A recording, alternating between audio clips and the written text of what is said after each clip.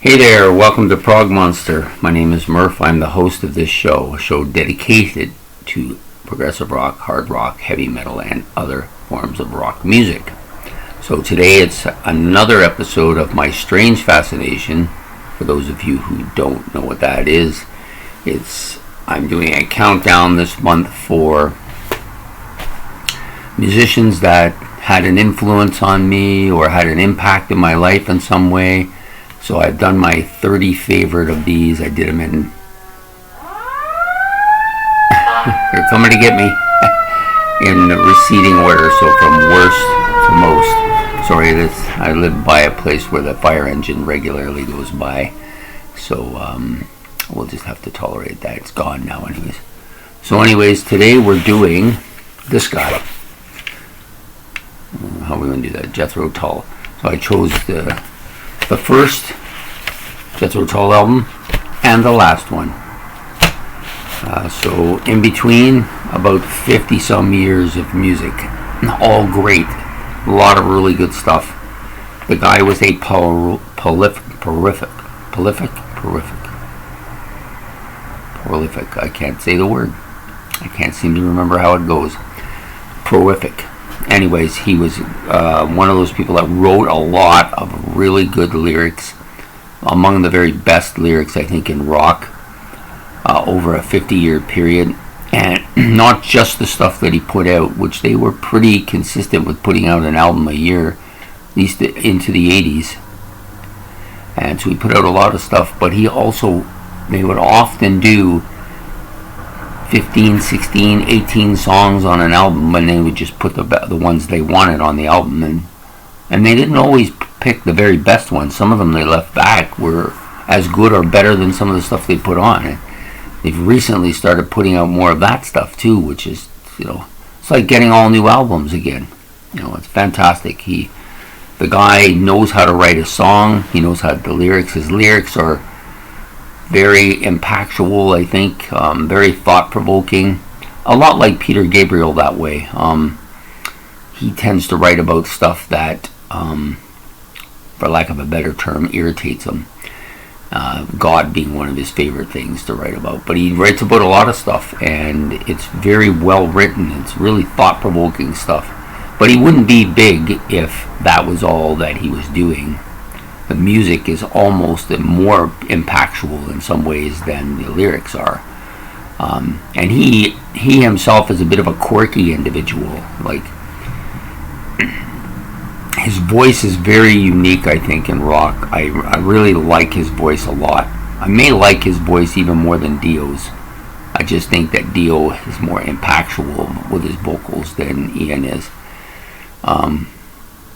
It's just he has a very interesting voice. And I can do it fairly good. Like I can get his voice pretty good. So that's why I probably enjoy it so much, is because I can actually sing some of the songs that he does, which I like to do. Anyways, he wrote a lot of stuff that I really liked. The Songs from the Wood was probably the first studio album that I had bought. Had a huge impact on me. It's one of my favorite albums of all time. Really put Jethro Tull on the map. And many of you have heard this story, I had heard the song Aqualung, and I thought, this is weird, this is quirky, I don't like it, I don't have anything to do with this band. And that judgment that I passed on that day when I was probably in my teens stayed with me until I was in the turn of the century. So I wasted 20 some years of, could have been listening to Tull for 20 years, and I kind of miffed it off because of that thing. And I've done that before. I did it with Pink Floyd. I've done it with a few bands. Those two come to mind right now. But once I got into that Songs from the Wood, it opened up a whole avenue for me. And then came Minstrels in the Gallery and Aqualung and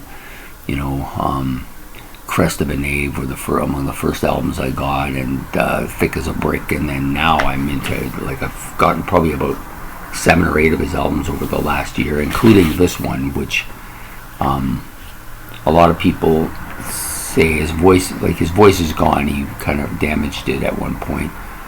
and isn't really able to sing any of the older stuff very well. But this album was written in a way that fits his voice much better, and I've grown to like this a lot. I did do a review on the album. If you want to see it, you can go back and look at it. It's under new album releases, but just really, really close. I don't like this cover too much. I don't know if I'm an old man. I don't necessarily think I want to have people looking at me on the cover, especially when I got no shirt on.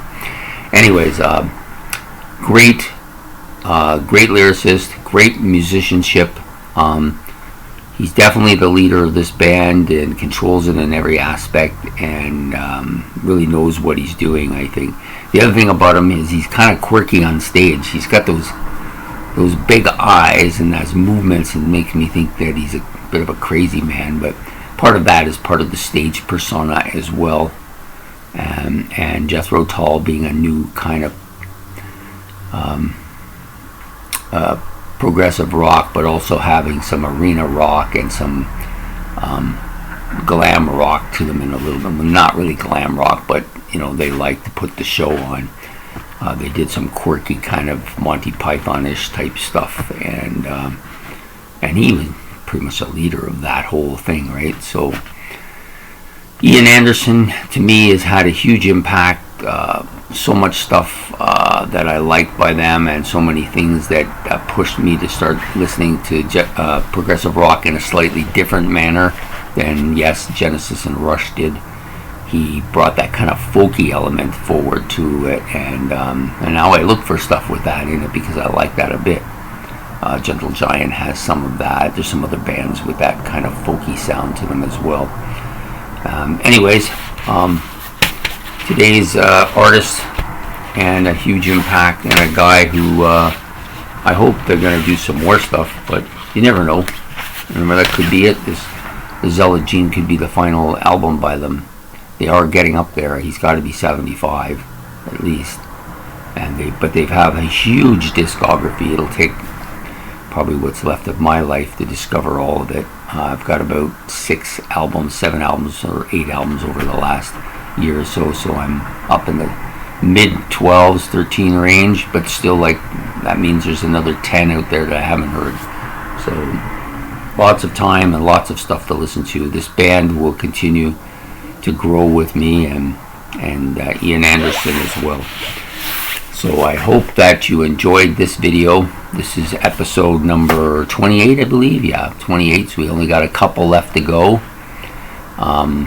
I hope you liked this episode, and I hope you would subscribe, and it's much appreciated. And we'll be back tomorrow with the second most popular band, day number 29. So please join me for that. Thank you.